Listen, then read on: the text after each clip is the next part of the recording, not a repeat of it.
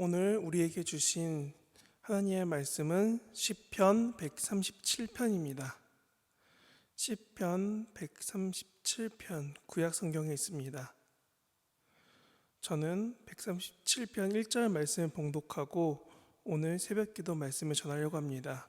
구약 성경 902페이지 시편 137편 1절입니다. 우리가 바벨론의 여러 강변 거기에 앉아서 시온을 기억하며 울었도다. 아멘. 오늘 본문은 구약성경 에스겔서와 배경과 시기가 같은 포로기 시대의 사람들의 이야기입니다.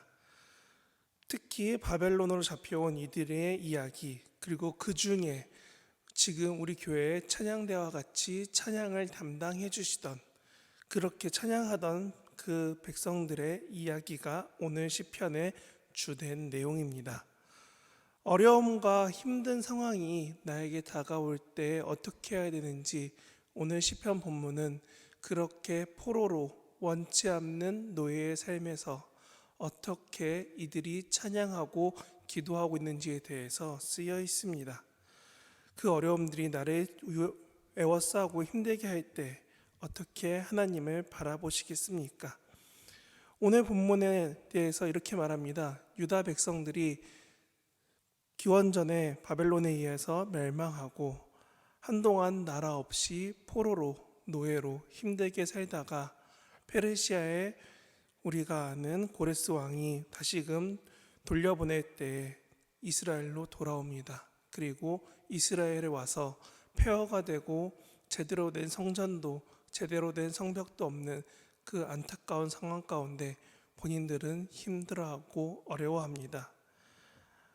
아마도 이 시편을 처음 부른 사람들과 이 시편을 지은 이후에 같이 통용되며 같이 이 시편을 묵상하였던 사람들은 포로로 잡혀간 그 포로 세대이며 또한 돌아와서 무능력하고 아무것도 할 수 없음을 느끼는 그 안타까움의 세대였을 것입니다.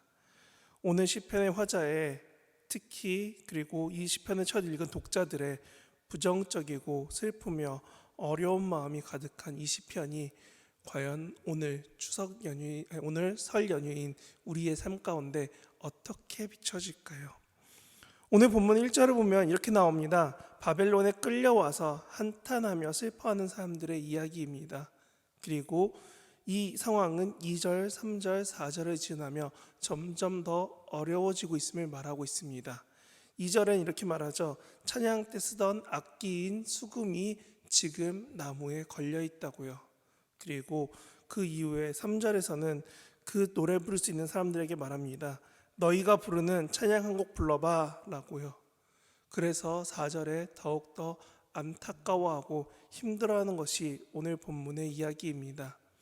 여러분, 혹시 내 삶에서 모두가 다 기독교인이 아니기 때문에 주변 사람들이 타협하라고 권하는 적은 없습니까? 너 제사 드려도 돼. 명절에 술 한잔 마셔도 돼. 분위기 띄우게 찬양 한 곡 불러봐. 우리는 이런 말 한마디 한마디에 힘들어하고 어려워하시는 성도분도 계실 거라 생각합니다.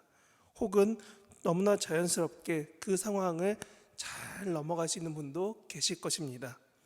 그래서 누군가는 잘 넘어가는 그 누군가는 이렇게도 말합니다. 야, 찬양한다고 상황이 바뀌냐? 너가 찬양한다고 하나님의 권위가 떨어져? 너가 여기서 분위기 좀 맞춰줬다고 하나님이 너를 구원 안 시켜주신대? 라고 하며 자신의 삶을 말하기도 합니다. 혹은 반대로 내 삶이 그런 모습들과 그런 하나하나 조건에 타협하는 게 너무 싫다고 강경하며 맞서 싸우는 분도 계십니다. 그런데 저는 이렇게 말씀드리고 싶습니다.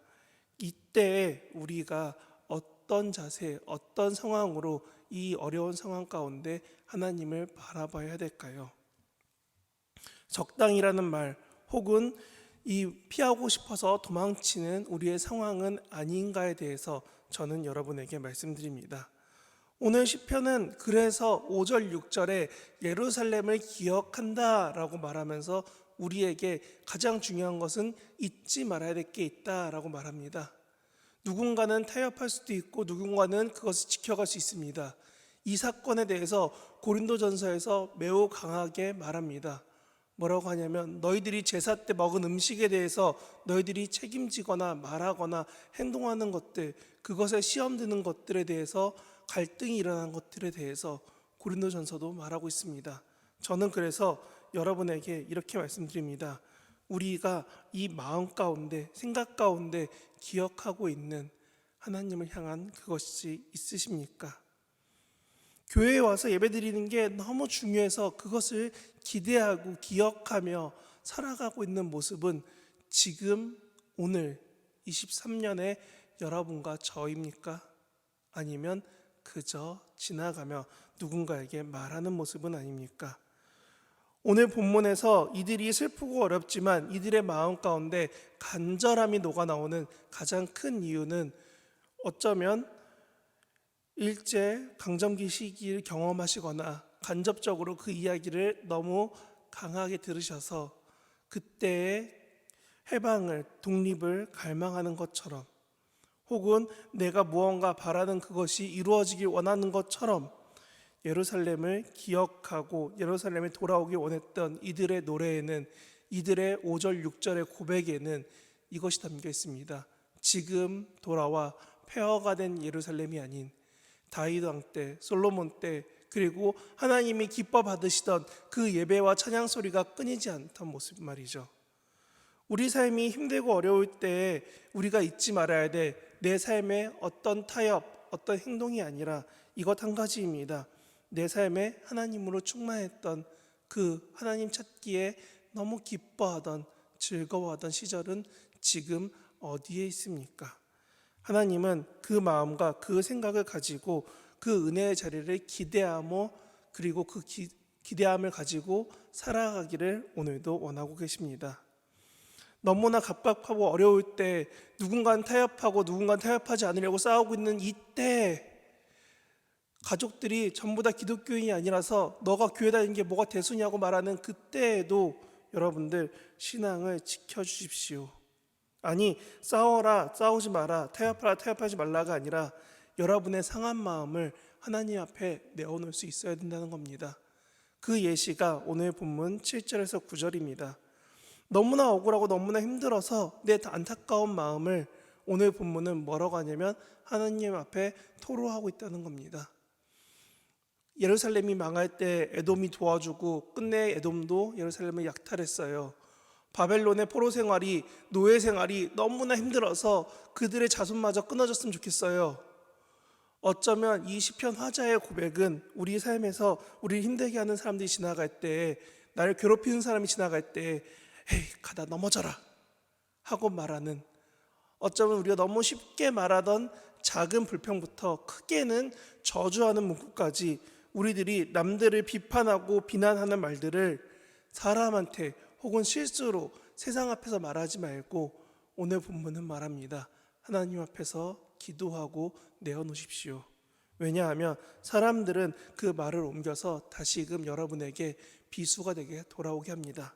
하지만 하나님은 이 본문에서 복수를 원하는 이 바벨론의 포로였던 사람들처럼 하나님이 우리의 기도를 그대로, 글자 그대로, 문장 그대로 이루어지지 않으실지라도 우리가 기도하고 바라는 그것들을 하나님이 가장 선하게 바꿔주십니다.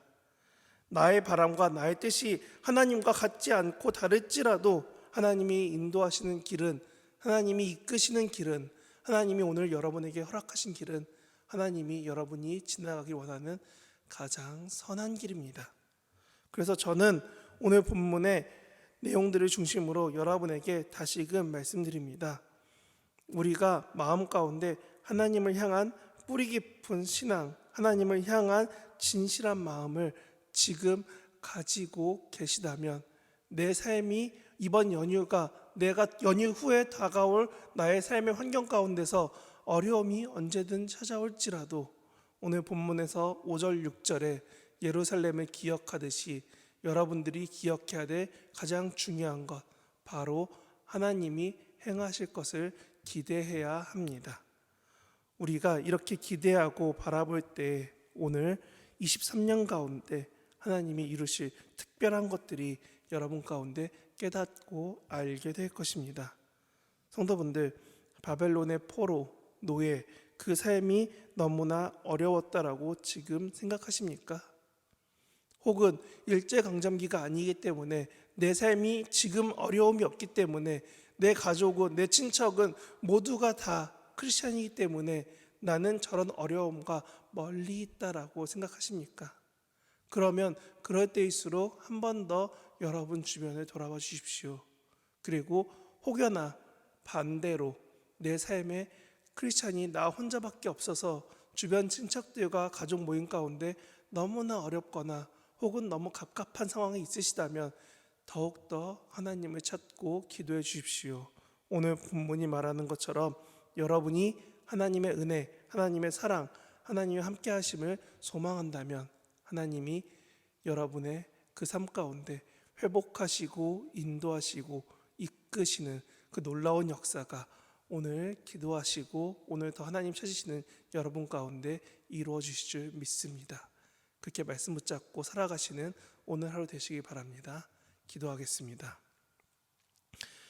하나님 아버지, 우리 삶 가운데 하나님을 찾게 하시고 보게 하시고 하나님을 구하는 삶을 끊어지지 않게 원하시는 하나님 아버지, 오늘 시편 137편에 나왔던 성도들이, 아니 이들의 고백처럼 포로이고 힘들고 어렵고 하나님을 찾을 수 없는 그 갑갑한 상황 가운데, 아니 하나님을 조롱하며 찬양하는 소리마저 땅에 떨어지도록 놀리고 힘들게 하는 우리의 신앙생활을 무시하고 괴롭히는 그 많은 어려움 가운데 우리 삶이 간혹 혹은 원치 않게 놓여질 때가 있습니다.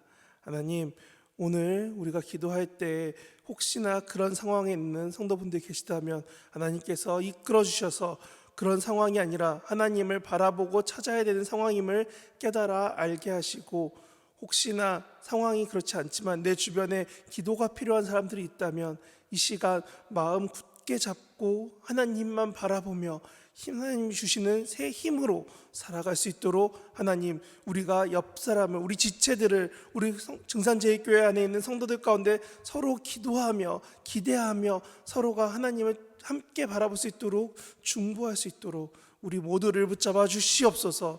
특히나 이 상황 가운데 너무나 하나님 찾기를 갈망하고 하나님 알기를 기대하며 하나님 예배하기를 소망하는 이 시편의 화자처럼 우리 삶에서 하나님을 더욱더 찾아가게 하시고 하나님 만나기를 기뻐하게 하시고 하나님을 인하여 하루하루 살아가는 것들이 너무나 즐겁고 정말 내 삶의 가장 큰 기쁨이요 무엇과 바꿀 수 없는 소망이 됨을 주님 잊지 않고 살아갈 수 있도록 우리 모두를 붙잡아 주시옵소서. 이 설 연휴 가운데 하나님을 찾기를 잊지 않고 기대하고 소망하며 영상으로 하나님께 더욱더 기도하고 말씀 듣기를 원하는 우리 성도들 모두 가운데 하나님, 그 자리에서 임하시는 하나님의 나라, 그리고 내 삶의 걸음걸음마다 동행하시는 하나님의 동행하심의 나라, 그리고 하나님께서 이루어 가시고 인도하시는 가장 선한 길을 우리가 보고 따르고 함께 할 수 있도록 붙잡아 주시옵소서. 온전한 하나님의 은혜 가운데 우리가 살아갈 수 있도록 정말 말씀처럼 우리의 마음을 하나님께만 토로하고 하나님께 기도하고 하나님만 생각하며 인정하며 살아갈 수 있도록 붙잡아 주시옵소서. 오늘 가운데서도 더욱더 놀랍게 이루시는 하나님, 그리고 더욱더 회복시키실 하나님을 소망하며 감사드리며 예수님 이름으로 기도합니다. 아멘.